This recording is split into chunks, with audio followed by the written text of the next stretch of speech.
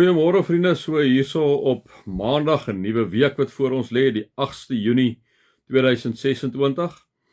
Ek wil vir julle 'n wonderlike week toewens en toe bid vriende, met al sy uitdagings wat voor julle lê, in die werke waar julle onderskeidelik staan, maak nie saak wat se beroep dit is nie, in die tyd wat ons leef, is dit 'n uitdagende storie vriende, julle moet vroeg opstaan, julle kom laatmiddag terug, mense is moeg, ons is eintlik maar moderne slawe, né, ons het dit al vir mekaar ook op hierdie forum gesê.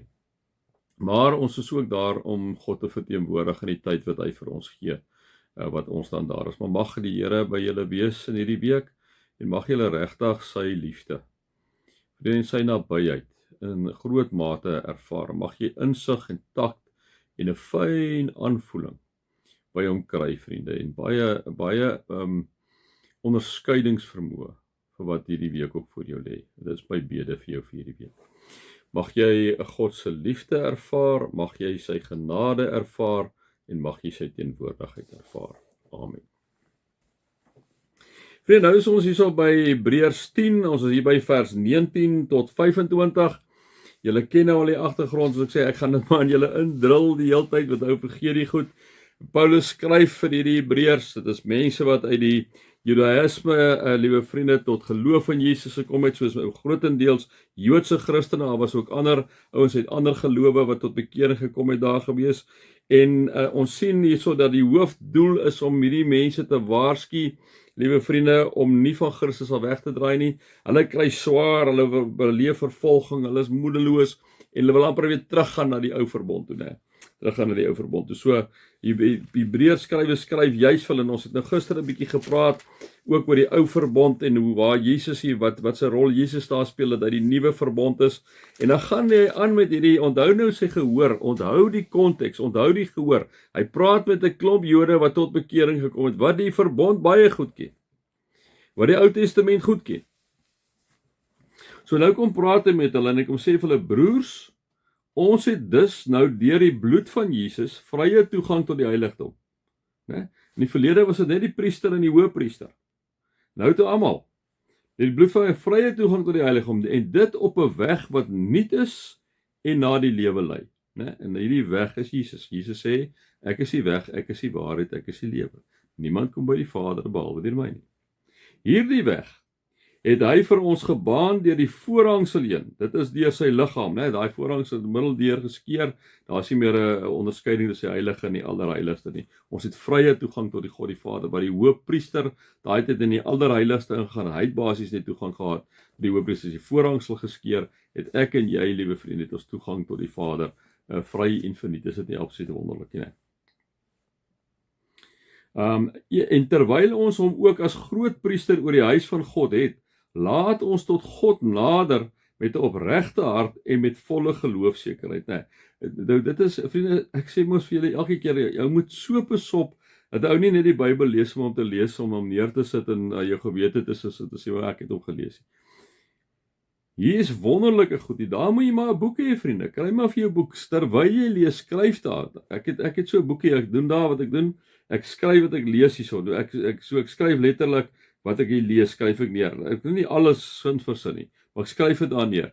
Nadat ek dit neergeskryf, presies wat hier so staan, ek gebruik nie ander woorde nie, dan skryf ek 'n refleksie, en dan sê ek in my eie woorde, wat het ek nou gehoor, nadat ek dit neergeskryf het, wat het ek gehoor in my eie woorde, en dan bid ek daaroor, dan sit gebed, en dan bid ek daaroor, en dan sit ek my ander goeders ook oop waarvoor ek bid, Want vir die anders doen ons is eintlik aan besig met insanity, want ons leer nooit eintlik iets nie.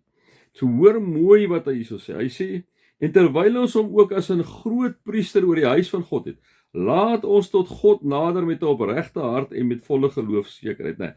Hy sê, Jesus is nou die priester. Die mense het daai tyd na die priester toe gegaan. Nou sê hulle, jy kan nou sommer na Jesus toe gaan. Jy het nou vrye toegang tot Jesus, en daarom kan jy tot God nader met 'n opregte hart en met volle geloofsekerheid. Jy hoef nie te twyfel nie. Jy kan absoluut weet, Christus is die weg, die waarheid en die lewe. Jy kan met God die Vader praat, jy vrye toegang tot hom. En dan sê hy, ons harte is immers gereinig van 'n skuldige gewete, en ons liggame is gewas met skoon water. met skoon water. Ons harte is immers gereinig van 'n skuldige gewete. Hoe doen dit? Jesus het vir jou en vir my aan die kruis kom sterwe. Daarom, as jou duiwel agter jou oor sit en jou die hele tyd kom herinner aan jou sonde, jag hom weg. Jag hom weg. Want Jesus het kom sterf as 'n volkomme versoening vir al ons sondes. Val ons wiele nog af? Ja, maar weet verseker, Jesus het klaar daarvoor gesterf. Klaar daarvoor gesterf, né? Daarom kan jy met 'n opregte hart, met 'n volle geloofsekerheid aan God gaan. Ons harte is immers gereinig van 'n skuldige gewete en ons liggame is gewas met skoon water. Laat ons styf vashou aan die hoop wat ons bely, want God is getrou. Hy doen wat hy beloof het. En wat is hierdie hoop waaraan ons vashou? Die hoop is Jesus Christus. Jesus wat gesterf het aan die kruis. Jesus wat opgestaan het. Jesus wat opgevaar het hemel toe. En Jesus wat eendag weer kom. Dit is die hoop, vriende. Dit is die hoop. Laat ons styf vashou aan die hoop wat ons bely. Wat bely ons? Ons bely dat Jesus die weg, die waarheid en die lewe is. Want God is getrou. Hy doen wat hy beloof het. Hy vergewe ons van ons sondes. Hy wanneer hy na jou en na my kyk en na perfekte Piet, Jan Koos, Rian, Sandra, Sunny, wie ook al raak. Nie omdat ek en jy perfek is nie, maar in Christus wat die volkome offer vir ons sondes gebring het, sien God dat perfekte ek en jy raak. En dan sê hy op grond van die feit dat ons so glo. Nou kom 'n opdrag. Laat ons ook na mekaar omsien deur mekaar aan te spoor tot liewe en goeie dade. Omdat ek en jy vir Christus het wat vir ons gesterf het, volkome versoening vir ons sondes. Laat ons na mekaar omsien, hè. Laat ons kyk na mekaar, laat ons omgee vir mekaar, laat ons kyk waar kan ons mekaar help. Deur mekaar aan te spoor tot liefde en goeie dade. Net as mekaar sê, hoorie, ons moet liefde betoon teenoor mense, ons moet goeie dade doen. Nie sodat ons gered kan word nie, maar omdat ons gered is. Nee. Goeie dade, waar kan ek mense help? Hoe kan ek 'n insig lewer in mense se lewe? Waar kan ek mense se lewens makliker maak? Hoe kan ek in my kinders se lewe meer betrokke raak ensovoorts. Gaan dink 'n bietjie wat die goeie dade in jou lewe is. En dan kom sê hy die volgende: ons moenie van die samekomste van die gemeente af wegbly, soos party se gewoonte is nie, maar mekaar eerder aanmoedig om daarheen te gaan, en dit des te meer namate julle die oordeelsdag sien naderkom. Vriende, daai tyd was dit al 'n probleem geweest. Dis die maklikste om 'n Sondag net in te lê.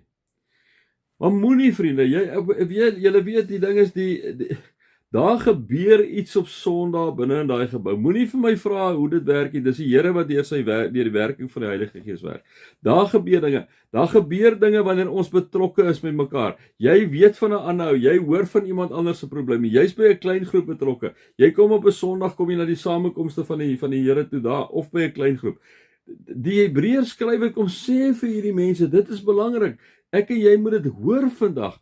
Ons moet die samekomste van die gemeente wegbly. Nie soos party se gewoonte nie wegbly nie. Ons moet dit bywoon. Nie soos party se gewoonte is om die hele tyd weg te bly nie, né? Ek het al baie met julle daaroor gepraat. Ek dink regtig as ek en jy kind is van die Here, vriende, dit is nog 'n belangrike gewoonte, hoor. Dan gebeur iets daar.